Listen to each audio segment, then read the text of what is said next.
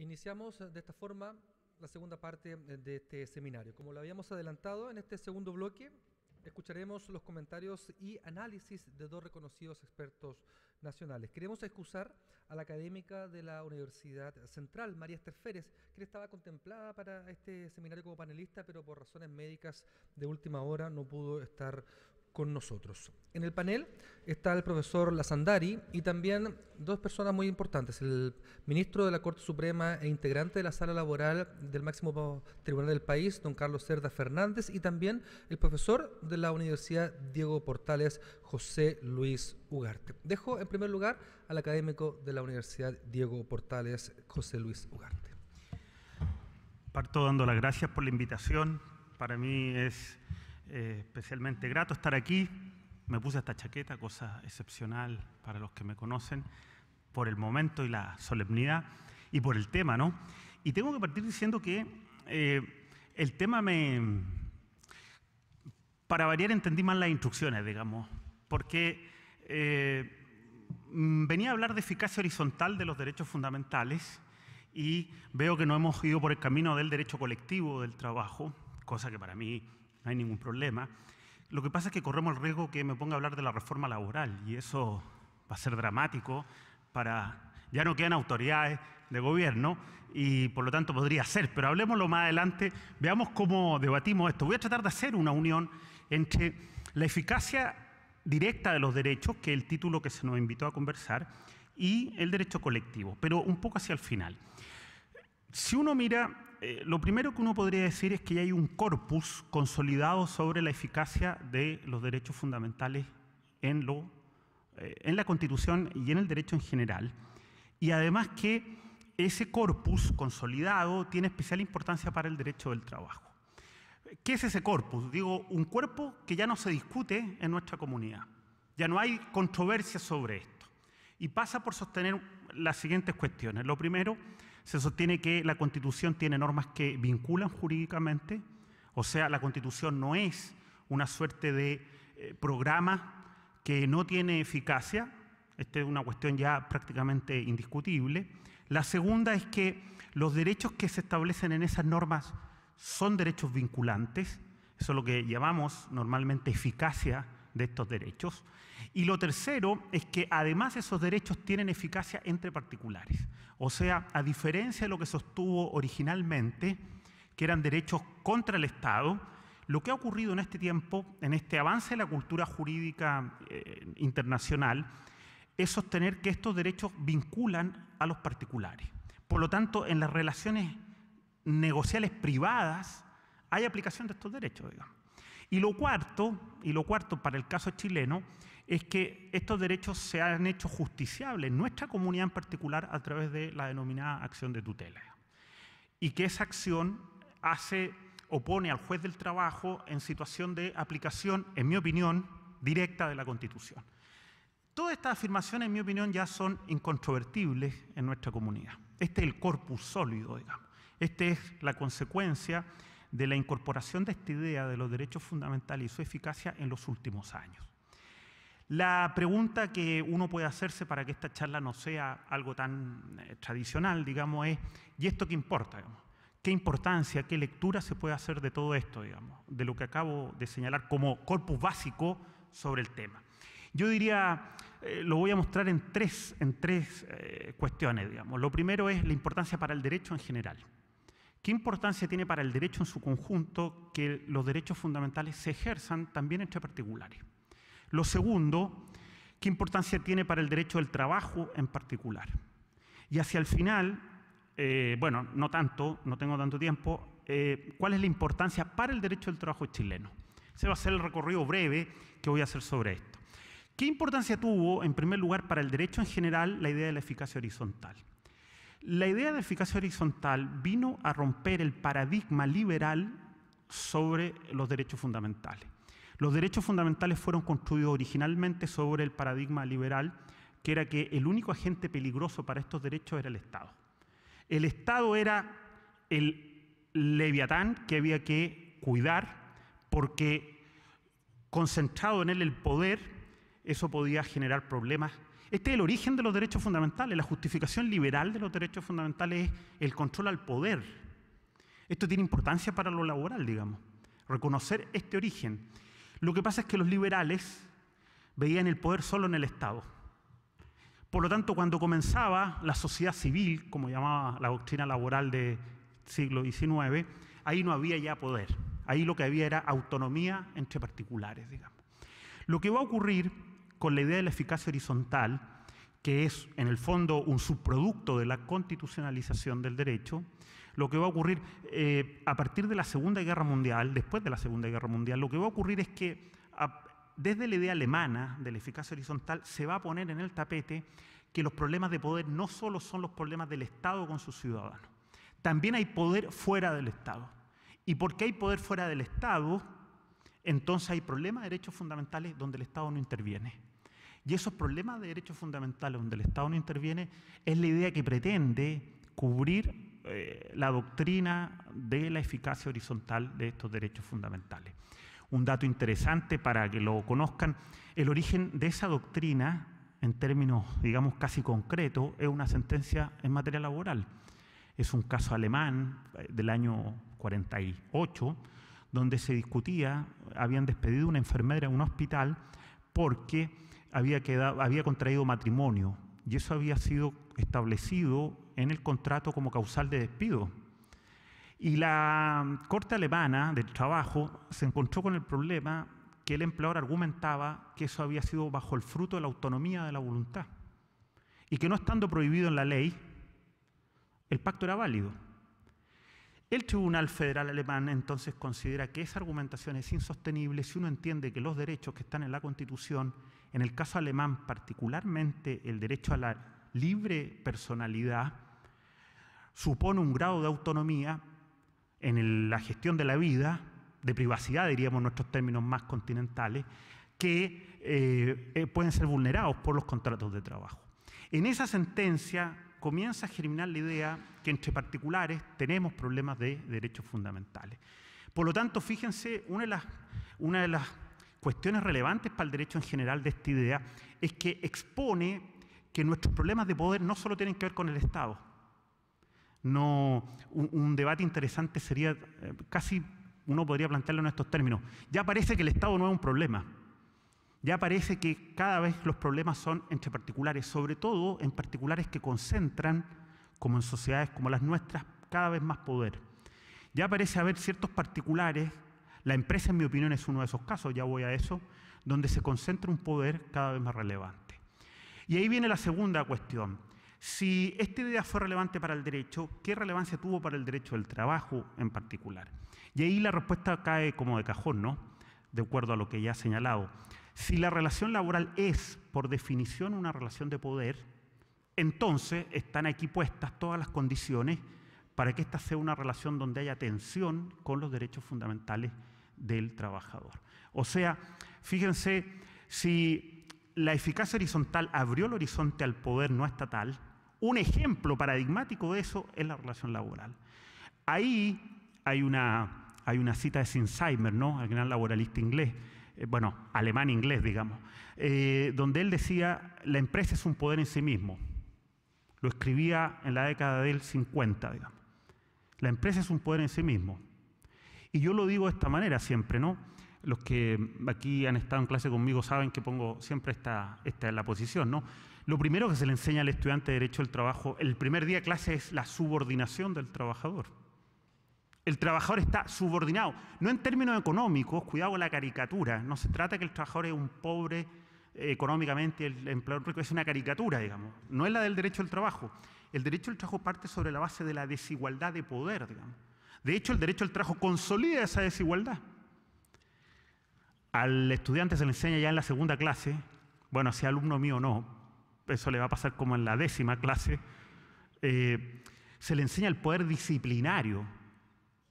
Solo piensen en esto, ¿en qué otra relación a un particular se le otorga el poder de disciplinar? Fíjense, Foucault estaría muy contento de saber de esto, digamos. ¿A qué otro particular se le asigna tal poder, el poder de disciplinar a otro particular, digamos? No hay otra relación entre las relaciones entre particulares donde la configuración tenga esa estructura.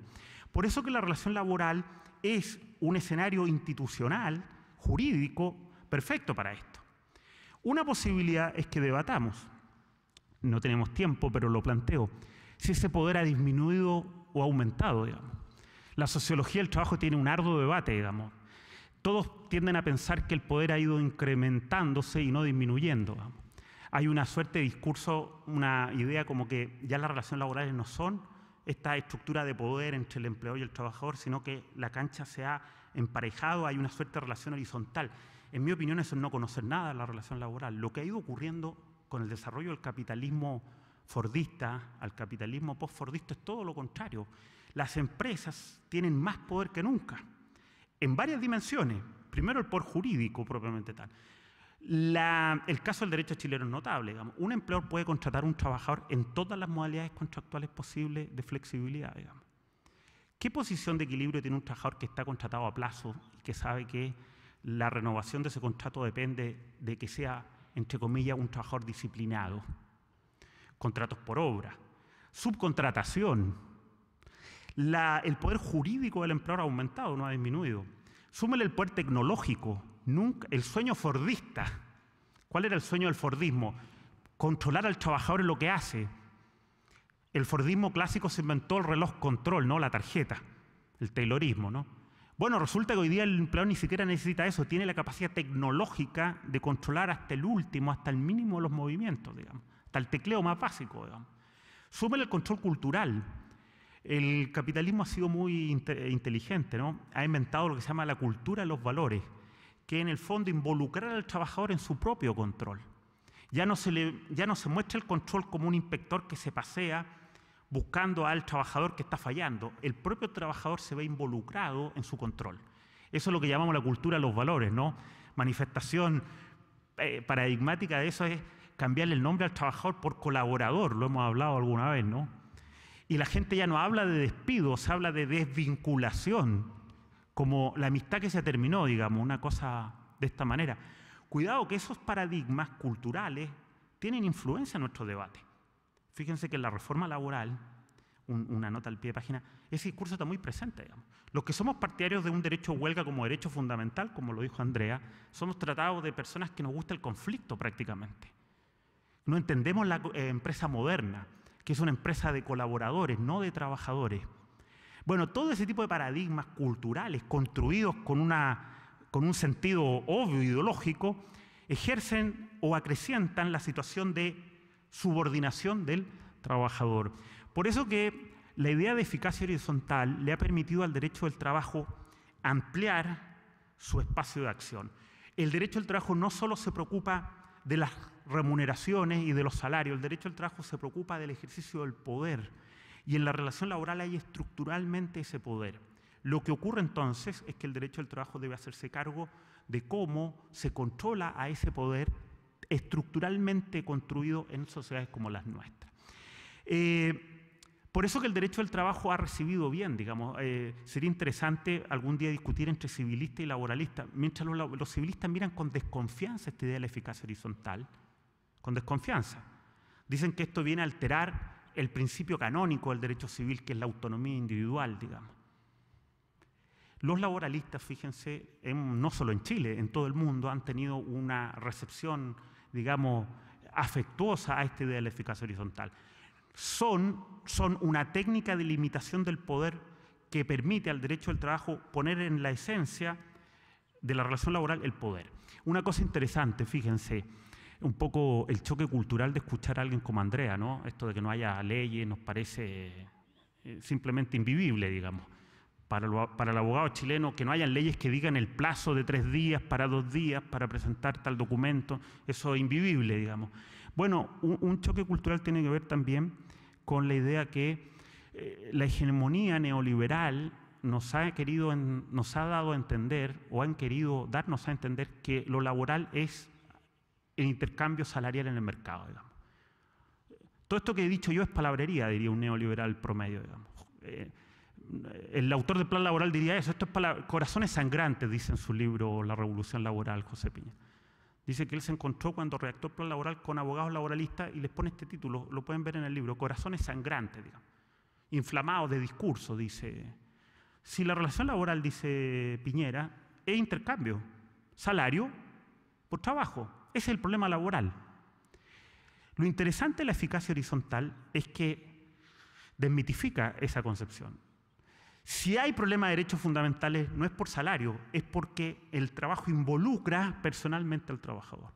Para decirlo en términos más sencillos, el trabajador, tenemos una desgracia a los laboralistas, el trabajador no puede vender el trabajo e irse para su casa.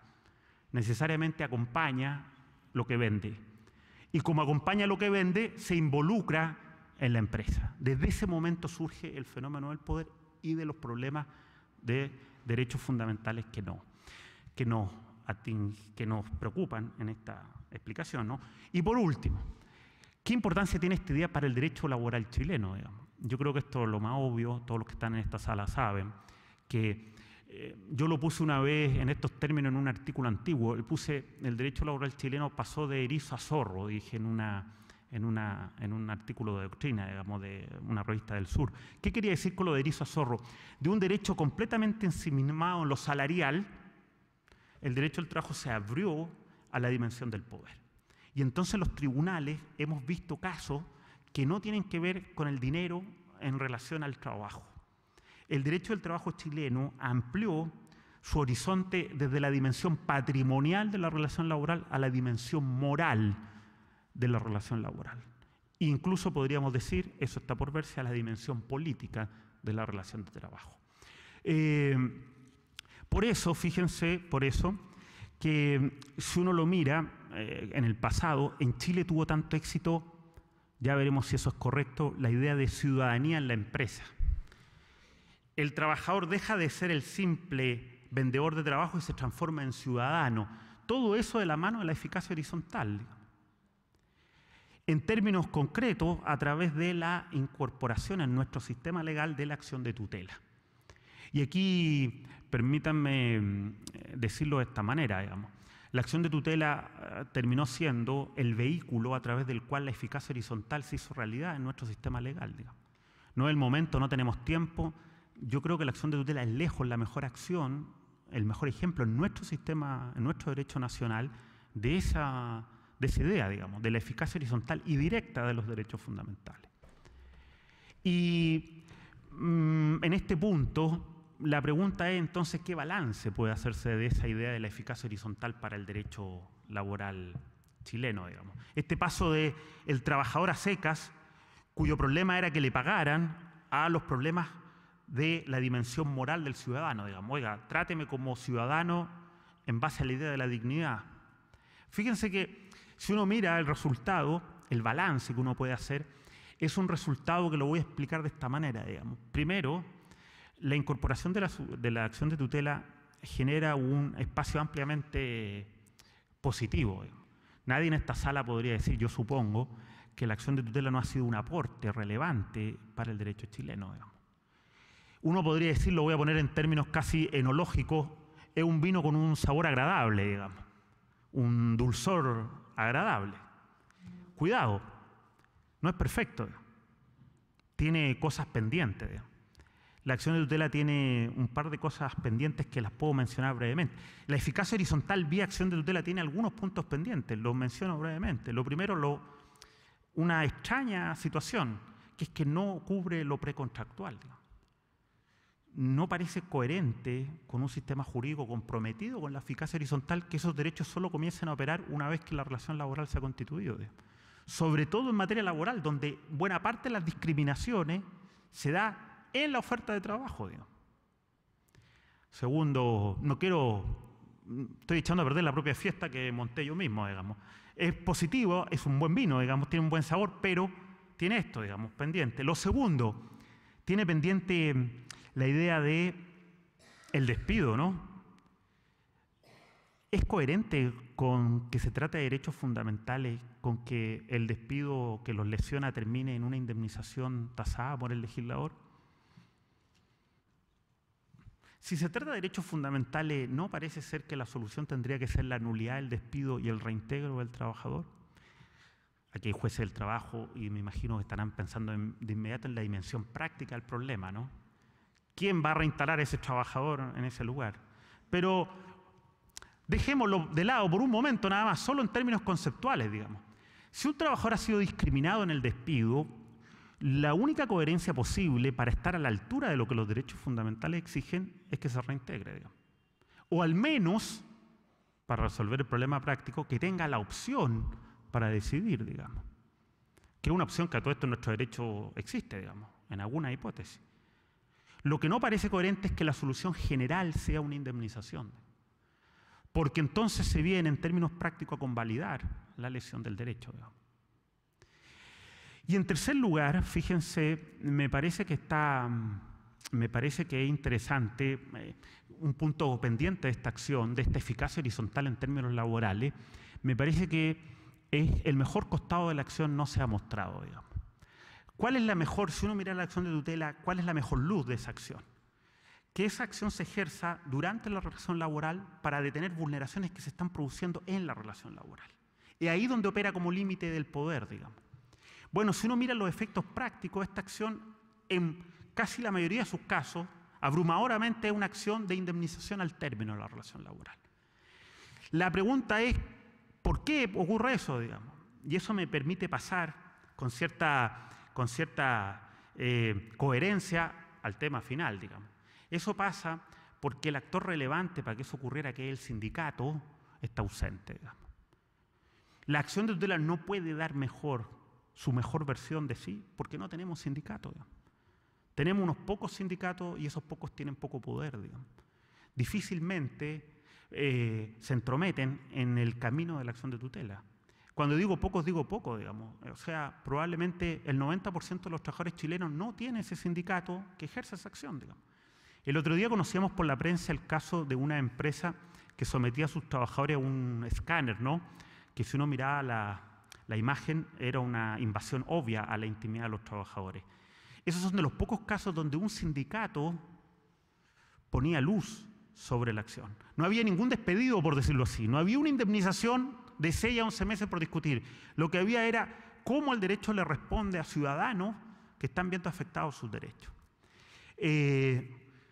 Aquí la acción de tutela no tiene la culpa, digamos. La tiene la debilidad del sistema sindical. Y voy terminando esta reflexión un poco suelta. María Esther Férez me había dicho que era un par de punteos y resulta que después terminó siendo una presentación propiamente tal. Fíjense, este sabor agradable, digamos. Agradable pero incoherente.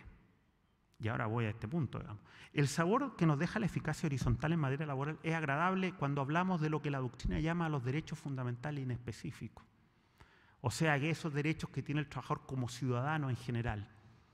Pero ¿qué ocurre con los derechos fundamentales que los laboralistas conocen desde el año 17, la famosa Constitución mexicana de Querétaro, ¿no? ¿Qué ocurre con los derechos fundamentales del trabajador, no del ciudadano?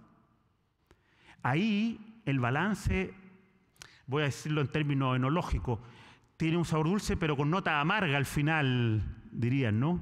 Ahí el vino se nos pone un poquito amargo, porque resulta que sobre esta distinción de derechos fundamentales específicos y no específicos, muy exitosa en la doctrina, uno podría sostener que el sistema jurídico chileno tiene una inexplicable contradicción, digamos.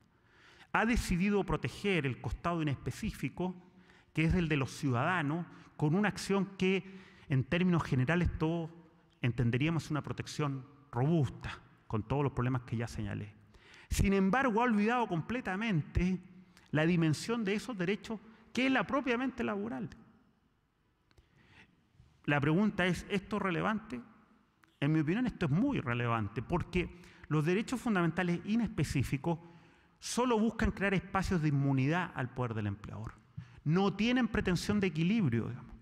Los derechos fundamentales clásicos del trabajador, vamos a ponerle nombre, negociación colectiva, sindicalismo, huelga, son derechos fundamentales también, cuya finalidad es buscar, pretender un equilibrio en la relación laboral. Son los que se enfrentan al poder del empleador. Y entonces, una pregunta básica es, ¿cómo un sistema jurídico puede proteger robustamente la privacidad del trabajador y dejar en la precariedad más absoluta el derecho de huelga de ese mismo trabajador? ¿Cómo se cierra esa incoherencia, digamos? ¿Cómo se cierra si es que, como ha afirmado incluso esta Corte, ambos derechos tienen el carácter de derechos fundamentales? ¿Cómo le explicamos a nuestro profesor y amigo Andrea Lazzandari esta contradicción, digamos?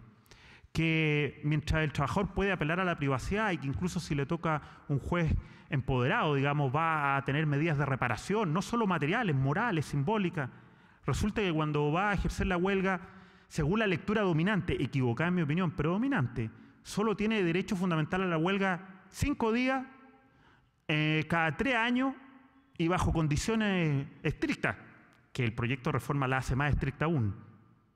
¿Cómo se explica todo eso, digamos? Ahí hay una profunda incoherencia en el sistema jurídico chileno, digamos. Hemos partido construyendo, esto es como, en mi opinión, estoy muy gastronómico, digo, los restaurantes que se construyen desde la fachada y cuando uno pide, está todo mal, digamos. Todos saben, los buenos dueños de restaurantes, que el restaurante se construye desde la cocina. De ahí nosotros hemos hecho el camino inverso, digamos. Entonces tenemos un sistema completamente desequilibrado en términos de la protección de estos derechos fundamentales. Son los derechos fundamentales específicos, negociación colectiva y huelga, derechos relevantes para el sistema laboral, son más relevantes que los derechos fundamentales en específico. Esto tiene que quedar claro. Los derechos propiamente laborales, fundamentales, buscan el objetivo del derecho al trabajo. ¿Cuál es el objetivo del derecho al trabajo? El equilibrio. No digo que lo logre, es el intento, la pretensión del equilibrio. ¿Cómo? Una pregunta, y con esto voy terminando, no se preocupen, una pregunta que yo ponía en mi último libro, un libro que no recomiendo si son abogados porque no tiene ninguna utilidad práctica, digamos, un libro casi una cuestión teórica, y era, el derecho al trabajo siempre ha tenido el gran desafío filosófico, en mi opinión, del derecho al trabajo, es cómo en un contexto de subordinación se le responde al ciudadano por su libertad. ¿Cómo puedo ser libre si estoy subordinado a otro? Los griegos responderían que eso no es posible. Por eso consideraban que el que tenía que trabajar era esclavo, digamos. Solo el que era dueño de sí mismo era libre, decían los griegos. La pregunta es, ¿cómo hacemos eso? La expresión es de un jurista francés, famoso, ¿no? Soupiot, que decía, el derecho al trabajo se inventa lo colectivo. Frente a ese desafío mayor, filosófico mayor, ¿cómo hacer que el trabajador sea libre? La respuesta no son los códigos del trabajo y las leyes, nuestra solución tan latinoamericana, ¿no? La solución es la invención de lo colectivo. Lo colectivo, con esto voy cerrando, los derechos fundamentales específicos, la huelga, la negociación colectiva, tienen esa pretensión de equilibrio. Tienen esa pretensión de equilibrio. Y aquí termino, porque no quiero defraudar a algunos de mis amigos que están en esta sala, termino diciendo, cuidado, son derechos fundamentales ambos, pero tienen toda esta diferencia. Y por lo tanto hay que pensar bien cuál es la protección jurídica que requieren unos respecto de otros. Los derechos fundamentales inespecíficos, como decía Andrea, son de titularidad individual y de ejercicio individual. Por lo tanto, la solución judicial funciona razonablemente. Es una persona que va con una solicitud al juez. La acción de tutela puede considerarse una buena respuesta del sistema a esos derechos. Los derechos fundamentales específicos, tal como lo explicó Andrea, o son colectivos o son de titularidad colectiva. Son derechos colectivos. Por lo tanto, no se satisfacen con una solución judicial. La idea, la protección jurídica es dotar de herramientas para que sean los propios trabajadores los que construyan, la expresión que usó también Andrea, la autotutela de su interés desde el punto de vista colectivo. En mi opinión, los redactores de la reforma que se está tramitando no entienden esto. Porque insisten, y ustedes lo van a vivir, lamentablemente, si esta reforma es ley, lo van a vivir en sus propias carnes, ellos creen que la solución de lo colectivo es lo judicial, digamos. La solución judicial para los derechos colectivos es una solución periférica y marginal, relevante, pero periférica. En aquellos casos, entre comillas, de emergencia, que son aquellos casos prácticamente antisindicales, digamos. Y si es que el fallo que leía el presidente de la Corte lo dice todo, ¿no? La jueza dice, mire, ¿qué quiere que haga? Usted me trae un sindicato muerto, ¿qué más hago? Mis herramientas son limitadas. Lo que pasa, el problema no lo tiene conmigo, juez. usted lo tiene con el legislador, que no le ha otorgado las herramientas para que eso sea posible. Esa confusión de derechos fundamentales individuales y colectivos nos puede pasar una cuenta muy cara, porque resulta que derechos que están vinculados a la autonomía de los trabajadores van a terminar siendo discutidos en los tribunales como si fueran derechos individuales cualquiera, casi prestacionales. Lamentablemente, y ahora termino con esta frase, lamentablemente, si eso no se corrige, no vamos a poder reequilibrar el sistema y vamos a seguir teniendo un sistema realmente inexplicable, que tiene una protección jurídica robusta en materia de derechos fundamentales inespecíficos, pero que sigue dejando a los trabajadores en la dimensión más relevante desprotegidos. Si lo quieren poner en estos términos, menos mal que no está María Esther Fere acá, quizás me retaría al final de esta exposición, hay ciudadanía en la empresa, pero lamentablemente coja, porque se protege solo un aspecto de esa ciudadanía. No se protege la ciudadanía en términos del trabajador como un partícipe de la relación laboral.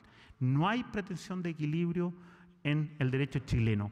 Y lamentablemente parece que eso tampoco se va a lograr con el proyecto que se ha conocido en el Congreso. Bueno, muchas gracias. Este es mi comentario.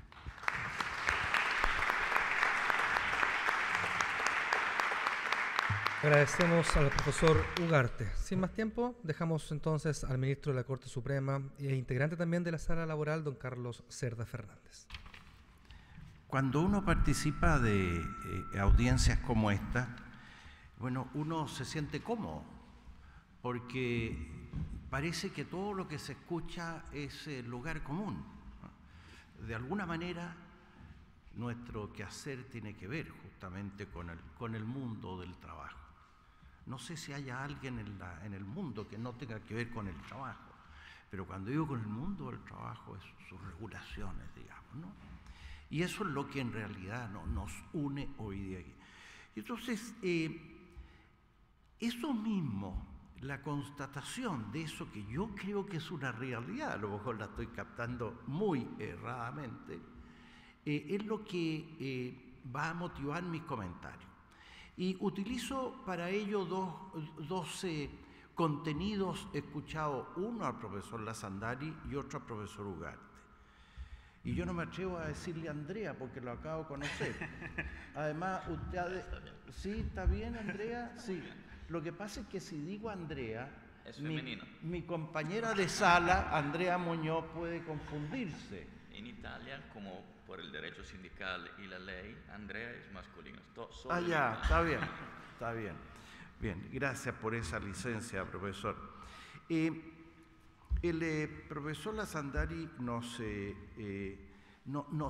dice algo que también recoge por su importancia, José Luis, y es que el derecho sindical en Italia no es un derecho normado en una identificación del concepto norma con la ley, no es un derecho legal. Todo lo que yo diga y que es una deformación de lo suyo, por favor, corríjamelo al tiro. Y entonces él dice, hay tres fuentes de ese derecho sindical, digamos del derecho del trabajo en su aspecto colectivo. Y ese, en primer término, la Constitución. En segundo lugar, la praxis, el consuetudo, lo que ocurre en la realidad en este ejercicio de acuerdo empleador-trabajador. Y en tercer término, las decisiones jurisdiccionales, lo que vienen diciendo los tribunales. Y cuando nos menciona la primera de esas fuentes, la Constitución, tampoco se detiene, no obstante que citó más adelante artículos 38, 39 y 40, él se refiere a los principios constitucionales. Principios constitucionales. Y justamente el tema de nuestra convocatoria, los derechos fundamentales y la eficacia directa en el derecho laboral nacional, la experiencia italiana y chilena, que naturalmente de inmediato a uno lo enfoca en el tema de los principios, derechos fundamentales. Y por otra parte, recojo de José Luis esto que para él sirve un tanto como de eje en su explicación, en su exposición, y que es esto de la eficacia horizontal. En tema de principio, ¿y por qué tomo esto como apertura y luego voy a tomar la eficacia horizontal como epílogo? Porque yo me digo, si es cierto que todos estamos consensuados en los contenidos fundamentales, tanto de Andrea como José Luis, y entonces, ¿qué problema hay en la sociedad chilena? Los principios están claros. Vamos cada uno a lo suyo y apliquémoslo. Y entonces, tal vez por una deformación personal, en que tiendo a ver las cosas por el alfa, por sus últimos principios, digo yo, ¿no será que en verdad hemos mecanizado un tanto los principios y no hemos ido a las causas finales de los mismos, que hacen que estos crezcan como la levadura puesta en la sociedad y que por lo tanto nos exigen en la praxis reformularlos permanentemente? Y yo quiero en ese sentido rescatar el carácter, a mi juicio, sucedáneo del principio mismo. No hay principio que sea el primer eslabón de la razón. El principio es sucedáneo de un antecedente que lo justifica, que lo trae, que lo hace necesario. Y el profesor desarrolla su exposición, ¿no?, en torno, en toda su primera parte, también en la parte final relativa al derecho a huelga, que es también consecuente, en cuanto decía al principio de libertad sindical. Y es un principio en sí mismo, o es un consecuente. Es el principio de libertad sindical uno que nos diga por sí mismo, o es que existe un derecho fundamental, en su última parte se acercó a este tema José Luis, un derecho fundamental a la igualdad, que no tiene, si se quiere, en rigor de verdad, que conocer una formulación específica para algo tan esencial en la convivencia humana como lo es el trabajar. Es como si tuviésemos que legislar, bueno, y nos hemos acercado bastante, a la libertad del niño. Pero, ¿y entonces qué está de por medio? ¿Un principio o hay una causa final del principio que hace indispensable que éste exista, no como generalidad, no como el concepto, sino que como praxis, como aplicación, como realidad? Y yo a esto le asigno mucha importancia porque en general, en la visión que tenemos en el derecho, partiendo de la cátedra donde formamos al futuro abogado, tendemos justamente a conceptualizar como algo circunscrito, dado en términos de François Genis, estos que denominamos principios. Y nos sentimos contentos en cuanto a asumir que creemos en tal principio, nos identificamos con el mismo, pero ¿bastará? Y eso me lleva a, por supuesto, un tema que es el que aquí quiero plantear.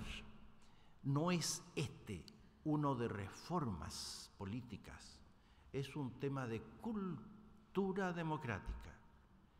El que no haya seguridad para los trabajadores, de lo que en la especificidad de lo laboral es propiamente suyo, desde el punto de vista jurídico, es simplemente un jaque a la República Democrática. Y no habrá una modificación, una reacción, esto que a todos nos convoca aquí, pero, ¿y qué posibilidad tenemos? La jueza del sindicato muerto, que el presidente ponía aquí. Pero qué pesimista, Cerda. Bueno. Es tema de derechos fundamentales, y porque el tema del respeto, de la vivificación de los derechos fundamentales es un tema político, el más político de cuanto es posible concebir. Y la República Democrática no es tal, aunque la Constitución lo diga, si esos sacrificados en una medida, porque nunca habrá de ser perfecta su acatamiento, en una medida al menos importante. Y en el mundo de lo laboral, aquí dejó, ¿no es cierto?, un foco fuerte, de muchos watts. Es hoy día el derecho del trabajo, un derecho fundamental. En Chile,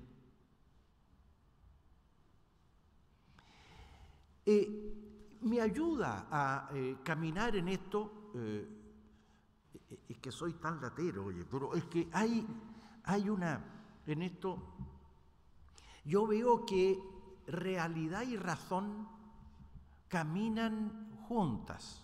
O sea, no hay razón sin realidad, ni realidad sin razón. ¿Y por qué? Simplemente porque la razón es ordenación, organización de información. Y esa información es justamente la realidad, la da la realidad. Y entonces, entre tanto la realidad alimenta la razón y la gatilla, la razón al mismo término exige de la realidad un cambio para poder mantenerse. Y de esa manera, si esto no es erróneo, que no lo digo yo, por lo demás, esto va significando un progreso en que la humanidad, a medida que transcurren estos cambios, esta historicidad con cambios de la realidad, de la circunstancialidad, entonces la razón va adaptándose mediante nuevos descubrimientos que permiten responderle al desafío histórico de una manera que en el momento, con esa información ante ese desafío,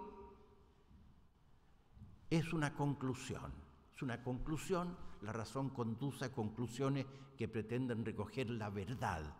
En materia de ciencia humana, una verdad tan solo probable, razonable, plausible. Y entonces, tenemos el riesgo, decía, de anquilosarnos, ¿no?, en formulaciones, en conceptos de principio. Y bueno, cambian las circunstancias históricas y la razón se quedó, no, si esto ya lo tenemos recogido en el principio. Por ejemplo, principio prooperario. O sea, ¿alguien puede poner en duda esta formulación tan genérica, casi, ¿no es cierto?, originaria, primigenia, diríamos?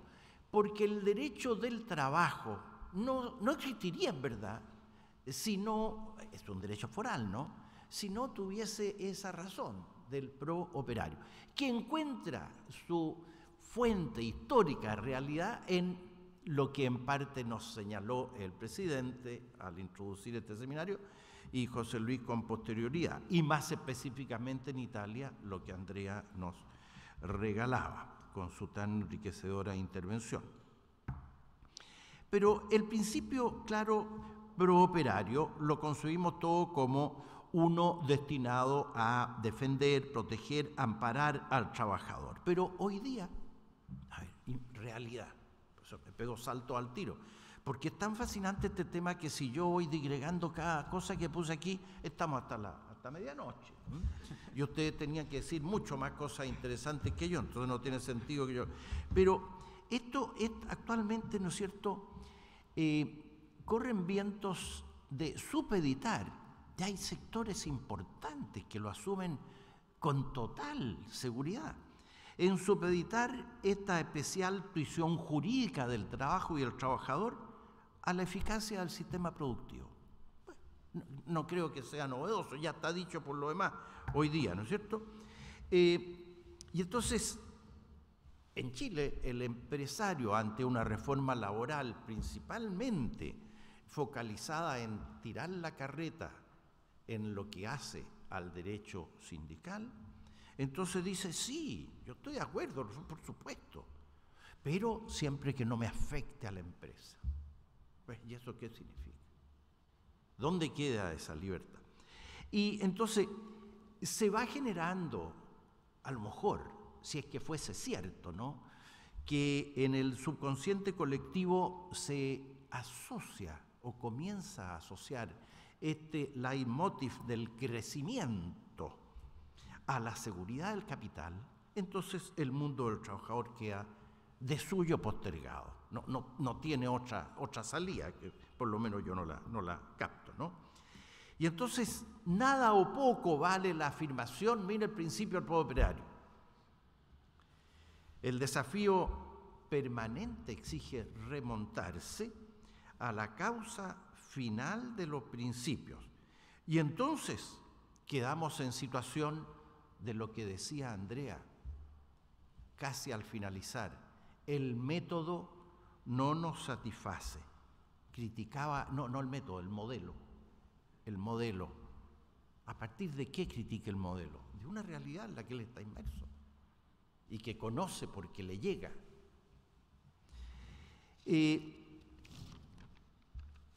Si uno recoge otros principios tan fundamentales como el principio de igualdad de oportunidad en lo que hace a la construcción y estructuración del trabajo y de la empresa. Y allí uno tiene que el movimiento social, uno lo ve dinamizado, ¿no?, por una cantidad de poderes ocultos o poderes de facto. Y uno de esos, hoy en día, en ninguna parte está dicho el capital tiene poder, no, pero está dicho en todo. Está internalizado, asumido. El poder de facto del capital, que tiene mucho que ver con esto de cómo entendemos el principio de igualdad de oportunidad en el seno del derecho laboral. ¿Y por qué? Porque el segmento del que no creo que en Europa, Andrea, bueno, sabemos que menos, pero también, el segmento social del que proviene en general en nuestros países el trabajador, es un segmento, digamos, mucho más labilizado que aquel tan empoderado del empleador. Yo creo que esa es una comprobación sociológica, una máxima experiencia que no creo que resista alguna oposición mayor. Y entonces, ante esa labilidad y consciente el legislador de la misma, entonces piensa que el trabajador, para poder igualar ese poder de facto que es el capital, tiene como camino su organización, digamos, su organizada agrupación. Y entonces, si uno reflexiona, ¿en qué queda en cuanto a esto de la agrupación el segmento de estamento empresarial, empleador, versus el del trabajador? Y en nuestro país, Andrea, tenemos que los capitalistas están agrupados por actividad, que la pesca, que la minería, que en fin, la construcción, la agricultura, etcétera, etcétera, a través de cúpulas empresariales de nivel y alcance nacional, y que les permiten entonces tener una voz para que la consecuencia tenga, digamos, pueda ser mucho más eficaz que lo que ocurre con los otros, con el trabajador, que en una reforma que pretende reivindicarle y en parte, diríamos, para lo que creemos habría de ser el ideal, su poder, bueno, dice, oiga, no, esta reforma va destinada a darle poder a unos dirigentes sindicales que en el fondo lo que van a hacer es entorpecer la productividad y el crecimiento económico, etcétera, etcétera. ¿Dónde está allí la igualdad? Y ante esta realidad que se ve, es que existe en el seno de la sociedad erudita y lega una discusión que ponga los puntos verdaderamente sobre las IES, y en qué queda el artículo 1, inciso 3 de la Constitución Política de Chile, que bueno, no tiene por qué conocerlo, doctor, pero justamente le da una primacía a la organización social con respecto al progreso espiritual y material de cada persona.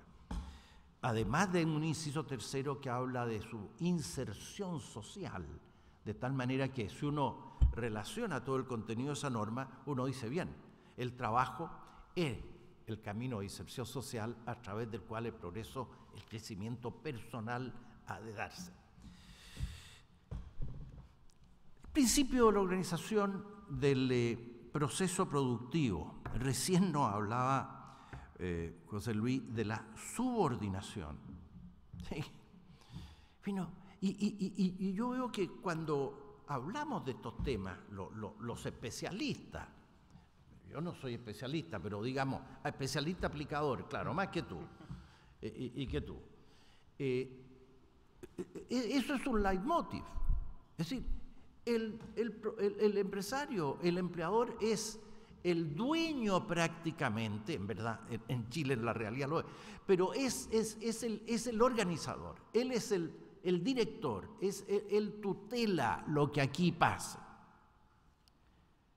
Y entonces dependerá, por lo tanto, formulado hacia el principio, de cómo se establezcan los equilibrios entre el elemento factor capital y el elemento factor trabajo. Pero si en la realidad vemos que ese no se da como para justificar la existencia de un derecho laboral, si este fuese una premisa aceptada, entonces uno se dice, se pregunta, ¿hay jurídicamente razón legitimante para radicar ese fundamental elemento en el caminar, en la vivificación de la empresa, en el capital, ese rol? Principio de la estabilidad en el trabajo también se tocaba recién. José Luis nos hablaba del contrato a plazo, el contrato por faena u obra. Yo agregaría la relación laboral a contrata o por honorario. Fíjese, claro, el principio de estabilidad en el trabajo, por supuesto que de nuevo tiene que ver con el artículo 1 de la Constitución. Es una Constitución que nació durante la dictadura, pero que, así como el derecho al trabajo, no hemos podido cambiar. Y entonces, ¿dónde estamos los chilenos? ¿Dónde está el coraje con una creencia, con una idea? ¿Por qué todo tiene que ser cobardía?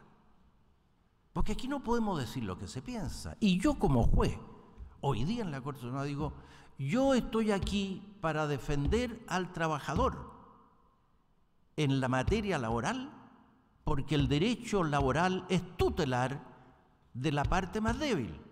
Es un derecho de fuero. Y eso no se lo callo a nadie, sin que nadie me pueda decir que por eso estoy prejuiciando. Es lo que el legislador quiere.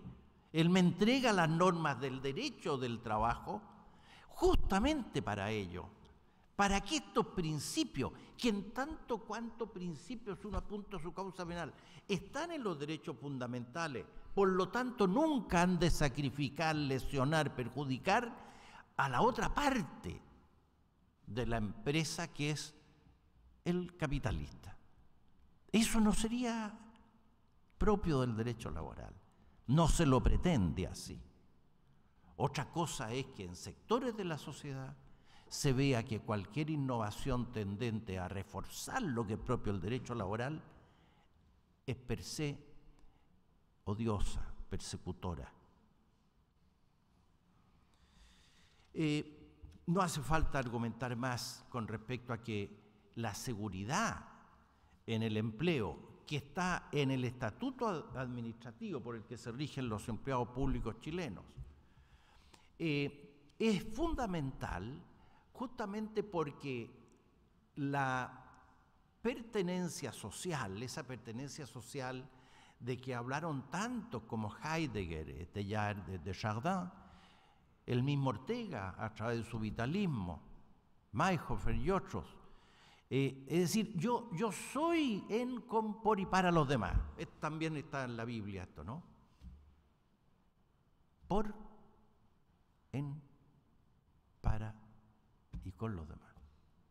Y eso es justamente el sentido, la razón de ser de nuestra pertenencia a la sociedad. Servimos al grupo a través de nuestra tarea diaria, la de recoger la basura. ¡Qué maravilla! ¿Qué pasaría? Y la de decidir en la Corte Suprema, y la de hacer clase, y la de criticar, y la de ser profetas en su tierra, juzgando negativamente lo que no puede ser. ¿Y por qué no puede ser? No porque me dijeron cuando me enseñaron en clase que existe un principio que se llama ta. No, es porque ese principio es principio solo en tanto cuanto me convence que en este caso particular, de no entenderlo así, reniego de lo esencial de lo que estoy haciendo. En Chile, la mayoría de los empleados, profesor, están a contrata, lo que significa, sintetizando, que tienen la seguridad de su empleo hasta el 31 de diciembre de cada año y están sujetos a que se les renueve, es decir, están sujetos a que no se le avise que se le pone término un mes antes, o sea, al 30 de noviembre de cada año. ¿Dónde queda la seguridad? ¿Y de quién es? De ese grupo que está viviendo no solamente el sustento económico de esa servicialidad a los demás, sino que principalmente ese desarrollo humano que es fundamental en la idea de pertenencia. Bueno, pero el ingreso justo, ¿para qué voy a hablar? Es un ingreso mínimo y la CUTO, aquí la Confederación Unitaria de Trabajadores, que ya no está el confederación, es confederación, ¿no? No. Central. Tú si no puede ser confederación, yo estaba ya. Central, Unitarios Trabajadores.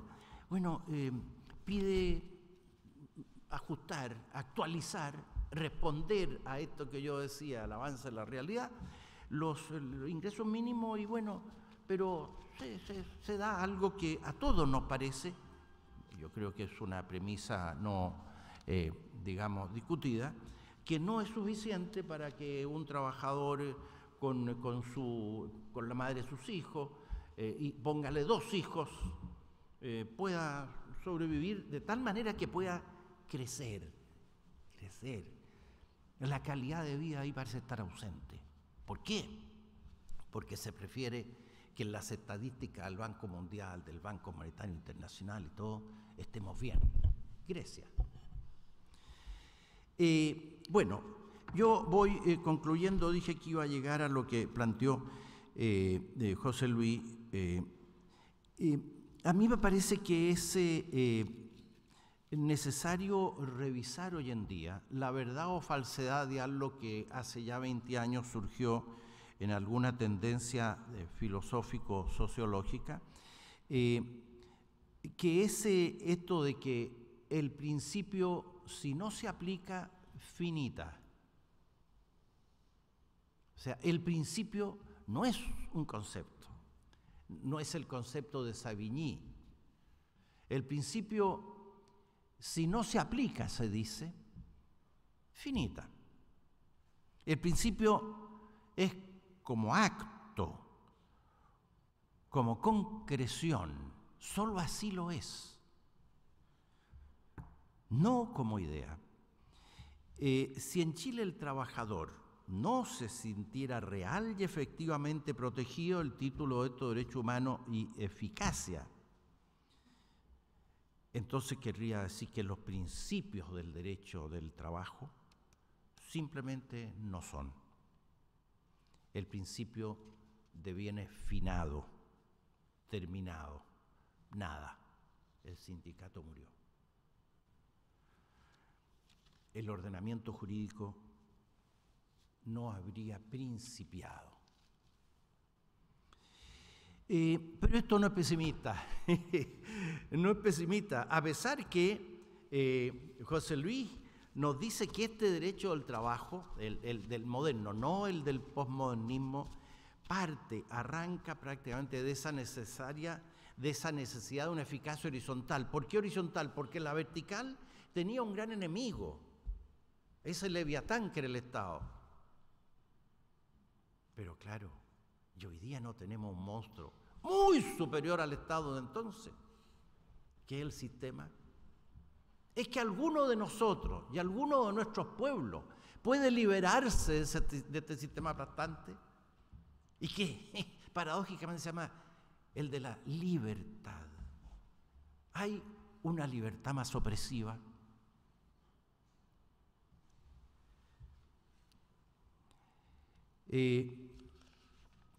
Por eso, José Luis, a mí me da la impresión que las respuestas a través de un derecho que menciono o caracterizo como principial, a este tema de la eficacia horizontal, nos pueden ir quedando, a mi juicio, quedaron ya cortas. Es necesario ir a las últimas causas de esos que entonces formulamos como principios, para darles, no importa si una nueva denominación, pero una nueva aplicación sí. Y eso incumbe a todos quienes estamos en esta audiencia.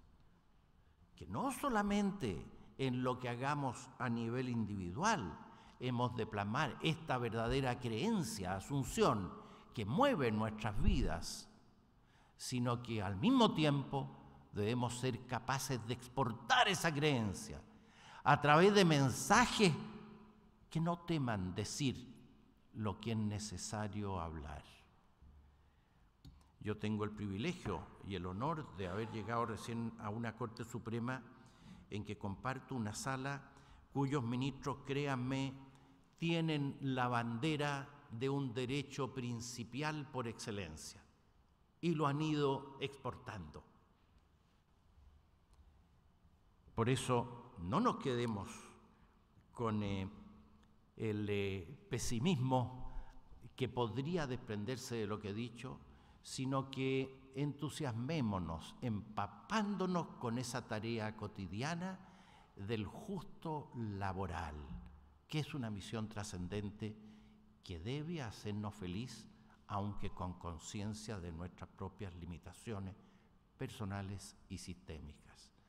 Muchas gracias, Andrés y José Luis, por haberme permitido iluminarme con lo de ustedes para decir algunos de estos disparates que no tienen más mérito que salir del corazón de este loco que goza haciendo y diciendo estas cosas. Muchas gracias.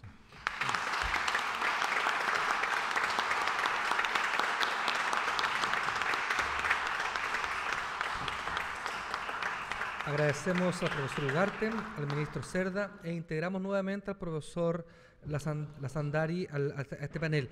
Tenemos 15 minutos para preguntas del público para las 3 personas que están en la mesa principal. Tenemos un micrófono inalámbrico para los que quieran acceder a la pregunta. Por favor.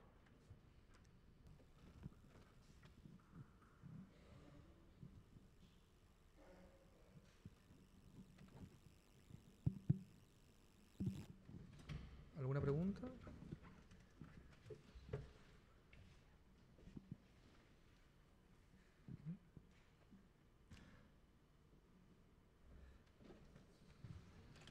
Es que mira, Como los profesores dijeron todo, ya no hay nada que preguntar. Al parecer entonces quedó claro, damos por cerrado este seminario. Como Poder Judicial queremos agradecer a los académicos, Andrea Lazandari y también José Luis Ugarte, al ministro de la Corte Suprema Carlos Cerda y al público asistente y a todos quienes vieron este seminario a través del canal de televisión del Poder Judicial que se transmitió en directo vía internet. Muchas gracias por su presencia y nos reencontramos en próximas actividades de extensión del Poder Judicial. Muchas gracias y buenas tardes.